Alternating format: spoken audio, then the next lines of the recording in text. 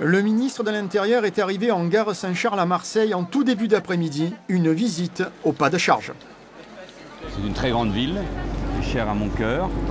C'est une ville qui doit bénéficier de l'attention et du soutien de l'État.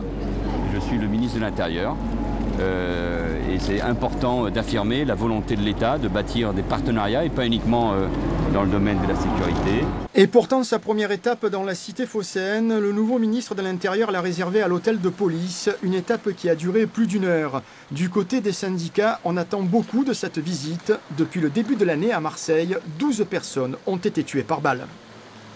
Il faut renforcer la circonscription de sécurité publique de Marseille, il manque 400 gardiens de la paix, les Marseillais s'en aperçoivent, il n'y a plus de gardiens de la paix sur la voie publique depuis des mois, depuis des années. Et il faut renforcer aussi, il manque au moins une quinzaine d'officiers sur la circonscription de sécurité de Marseille. Donc on demande une prise en compte de la réalité de la délinquance à Marseille et un renfort significatif des effectifs de police pour Marseille. Après un passage dans un lycée des quartiers nord de la ville, à proximité duquel une fusillade s'était déroulée en plein jour, Manuel Valls est arrivé en mairie vers 17 h. Là, il a été reçu par Jean-Claude Gaudin, le premier magistrat de la ville. Bien entendu, le maire demande toujours plus, mais il sait déjà que Marseille, avec 3000 policiers d'État, avec 2 compagnies de CRS, avec des spécialistes dans le domaine des filières vers les pays de l'Est, c'est déjà bien fait.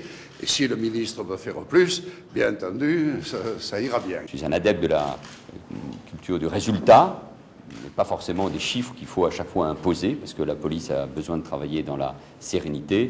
Et à partir de là, s'il y a besoin d'effectifs supplémentaires, et je le crois, nous pourrons les déployer. Mais cela se fait aussi avec un peu de temps, mais vous savez que c'est un engagement du président de la République de faire de la police, de la gendarmerie et de la justice une priorité dans ce domaine-là.